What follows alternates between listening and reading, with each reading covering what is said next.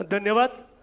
यानंतर आपल्या सर्वांशी संवाद साधण्यासाठी या ठिकाणी येत आहेत ज्या व्यक्तिमत्वाने छत्रपती शिवराय आणि स्वराज्य रक्षक धर्मवीर छत्रपती संभाजीराजे घराघरापर्यंत पोहोचवले ते शिरूर हडपसर लोकसभा मतदारसंघाचे लोकप्रिय खासदार संसद रत्न डॉक्टर अमोलजी कोल्हे बोलतायत। जरा आवाज दे दादा, जोरदार टाळी वाजवा। जय शिवराय। आदरणीय शरदचंद्रजी पवार साहेब, संपूर्ण व्यासपीठ कारण केवळ 3 मिनिटात बोलायचं आहे, कारण नाही लोकसभेची शिस्त आहे, त्यामुळे नेत्यांनी सांगितल्यानंतर 3 मिनिटात उरकायचं आहे। सर्वप्रथम 27व्या वर्धापन दिनाच्या आपणा सर्वांना मनपूर्वक शुभेच्छा सदिच्छा देतो आणि त्याच वेळी या 27 वर्षांची घोडदौड करत असताना एका व्यक्तीनं फार मोठं योगदान पक्षाच्या संपूर्ण जडणघडणीत दिलं होतं। दुर्दैवानं काही महिन्यांपूर्वी त्यांचं निधन झालं। त्या स्वर्गीय अजितदादांना मी कृतज्ञतापूर्वक श्रद्धांजली अर्पण करतो। आता एवढी सगळी जी भाषणं झाली, या भाषणांमध्ये अनेक गोष्टी मांडण्यात आल्या, अनेक मुद्दे मांडण्यात आले। एक साधी गोष्ट सांगतो फक्त, 2014 मध्ये परिस्थिती काय, 2014 मध्ये पेट्रोल 70 रुपये होतं, सोनं 28-30 हजार रुपये तोळा होतं आणि तेव्हाही आमच्या कांद्याला भाव होता 12 ते 15 रुपये किलो। आज पेट्रोल 100च्या पार केलं, सोनं जवळपास 1.5 लाखाच्या पार गेलं आणि आजही आमच्या शेतकऱ्याच्या कांद्याला भाव मिळतोय 8 ते 10 रुपये किलो आणि आम्ही सांगतोय आमचा देश हा कृषी प्रधान देश आहे। 22 लाख विद्यार्थी नीटची परीक्षा देतात, त्यांच्या स्वप्नांचा चुराड होतो, त्यांच्या आई वडिलांच्या अपेक्षांचा चुराड होतो। जी अस्वस्थता आहे, जो असंतोष आहे, हा व्यक्त होताना कुठेतरी काहीतरी अडतंय का, कुठेतरी काहीतरी खटकतंय का, हा जेव्हा प्रश्न निर्माण होतो तेव्हा दुसरा प्रश्न, अनेक प्रश्नांचं खरं तर वादळ घेऊन उभा आहे, तेव्हा प्रश्न निर्माण होतो की सोशल मीडियावर असणारी नाराजी जेव्हा ग्राउंडवर जाते तेव्हा ग्राउंडवर मात्र त्या प्रमाणात उमटत नाही। मग कुठेतरी वैचारिक बैठक कमी पडते का? कारण आजचं जे ब्रीद आहे ते ब्रीद तेच आहे की निष्ठा विचारांशी आणि बांधिलकी जनतेशी, आणि त्यामुळे ही वैचारिक बैठक कमी पडते का हा प्रश्न निर्माण होतो। आणि दुसरा प्रश्न येतो, ज्या महाराष्ट्रानं रडायचं नाही लढायचं शिकवलं तो महाराष्ट्र धर्म कुठेतरी लोप पावत चाललाय की तो निद्रिस्त होत चाललाय की वेगळाच महाराष्ट्र धर्म तुम्हाला मला सांगितला जातोय। कारण चेहरा पूर्ण झाकला जाईल असा घुंगट ओढला पाहिजे असं सांगणाऱ्या हिंदुत्व जेव्हा तुमच्यावर लादलं जात असतं तेव्हा डोईचा पदर आला खांद्यावरी म्हणणाऱ्या जनाबाईची मोकळीक आणि तो महाराष्ट्र धर्म कुठे आम्ही विसरतो हा प्रश्न आधी मनात निर्माण होतो।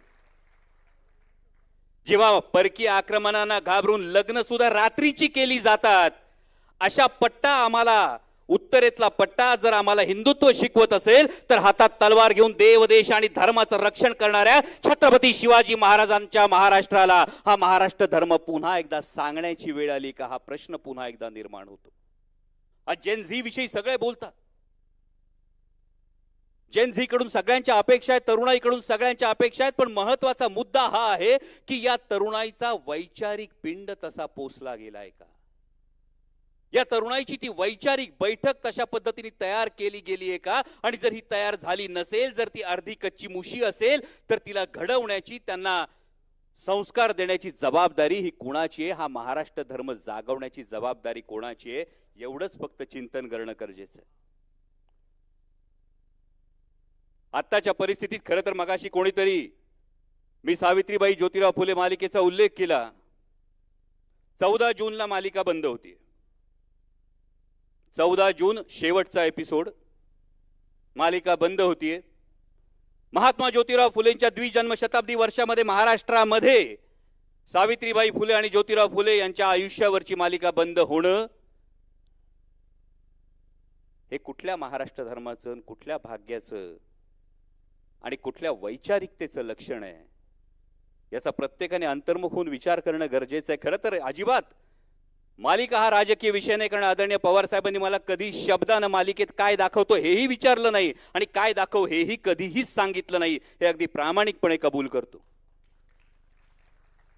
पण खंत मात्र त्याच वेळी एका गोष्टीची व्यक्त करतो की 2017 मध्ये जेव्हा राजकारणात आलो नव्हतो तेव्हा चुकीनं केलेल्या नथुरामच्या भूमिकेसाठी बाया सरसावून आत रोखणारे हात ज्योतिराव फुलेंची भूमिका करतो म्हणून शाबासकी द्यायला मात्र पुढे येताना दिसले नाहीत, याची खंत मात्र मनात ही कायम राहील. पण त्याच वेळी ही गोष्ट तुम्हाला ठामपणे सांगतो, मी सुरुवातीलाच म्हणालो महाराष्ट्र धर्म हा लढायचं सांगतो, रडायचं नाही. 14 तारखेला मालिका बंद होईल आणि त्याच आठवड्यात, मला आता माहित नाही कुठल्या वाहिनीवर, कुठल्या प्लॅटफॉर्मवर, कुठल्या माध्यमात हे मला माहित नाही, पण जर माझी विचारांशी बांधिलकी आहे तर 14 जूनला मालिका बंद होईल आणि त्याच आठवड्यात मी मालिका पुन्हा सुरू करणार, हे तुम्हाला ठामपणे सांगतो, कारण हे बांधिलकी आहे. मला आता माध्यम माहित नाही, पैसा कसा उभारेल मला काहीच माहित नाही. मला फक्त एवढंच माहिती आहे की जर हा देश वाचवायचा असेल तर या देशाला वैचारिक भूमिका देण्याचं काम महाराष्ट्रानं केलंय आणि हा जर महाराष्ट्र पुढे न्यायचा असेल तर त्याची वैचारिक बैठक ही पुन्हा एकदा मला मजबूत करावी लागेल आणि त्यामध्ये खारीचा वाटा का होईना जर या माध्यमातून उचलला जात असेल तर नक्कीच माझी तयारी आहे.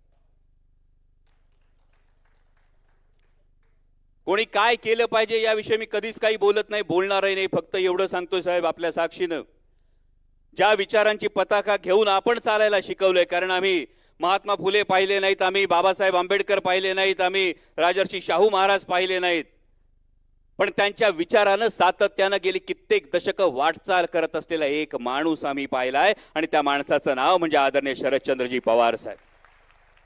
या सगळ्या महामानवांचं कार्य आठवा आणि त्यानंतर या सगळ्या वक्त्यांनी आतापर्यंत आदरणीय पवार साहेबांविषयी जे जे वक्तव्य केलं त्यातल्या प्रत्येक गोष्टीचा एकदा धागा जोडून बघा. ज्या महात्मा फुलेंनी जेव्हा शिक्षणाची दारं उघडी केली तेव्हा पहिल्या शाळेतल्या 6 विद्यार्थ्यांनी 4 ब्राह्मण, 1 कुणबी, 1 धनगर, ना जातीचं बंधन ना धर्माचं बंधन, सगळ्यांसाठी ही दारं कवाडं खुली केली. मगाशी कोणीतरी संरक्षण दलाचा जेव्हा उल्लेख केला, तोच वसा आणि वारसा हा नाही का? ज्या भारतरत्न डॉक्टर बाबासाहेब आंबेडकरांनी एक व्यक्ती, एक मत, एक मूल्य हा सिद्धांत देऊन संविधान दिलं, त्या भारतरत्न डॉक्टर बाबासाहेब आंबेडकरांच्या नावानं मराठा विद्यापीठाचा नामविस्तार करणं हा त्या विचारांचा वसा आणि वारसा नाही का? आणि म्हणून 21 तारखेपासून साहेब पुन्हा महाराष्ट्रभर फिरतोय. जेव्हा अडचणीत येतात, जेव्हा संभ्रम होतो, तेव्हा कुणी विपश्यना करतं, कुणी ध्यानधारणा करतं, कुणी रिट्रीटला जातं. एक ठरवलंय, 21 तारखेपासून पुन्हा महाराष्ट्रभर फिरतोय आत्मशोधासाठी. ज्या वाटेनं या विचारांची पताका घेऊन चाललोय तो महाराष्ट्र धर्म महाराष्ट्रात प्रत्येकाच्या मनात हा किती जागा आहे, तो कसा जागा करायचा हे बघण्यासाठी फिरतोय. संपूर्णपणे अराजकीय गोष्ट मी राजकीय व्यासपीठावरून बोलतोय, पण महाराष्ट्र धर्म जागवणं ही गोष्ट कोणत्याही पक्षाच्या राजकारणाच्या सत्तेच्या या फार पलीकडे आहे, कारण ती उद्याच्या भवितव्यासाठी हा महाराष्ट्र धर्म जागवावा लागेल आणि त्यासाठी 21 तारखेपासून महाराष्ट्रभर फिरतोय. जे येतील त्यांच्या सोबत, जे येणार नाहीत त्यांच्या शिवाय, आणि जे आडवे येतील त्यांच्या छाताडावर पाय देऊन महाराष्ट्र धर्माची पताका फडकणारच, एवढा तुम्हाला सगळ्यांना शब्द देतो आणि थांबतो. धन्यवाद. जय शिवराय. धन्यवाद. नक्कीच महाराष्ट्र धर्माची पताका खांद्यावर घेऊन पांडुरंगाचा आशीर्वाद आपणाला अमोलदादा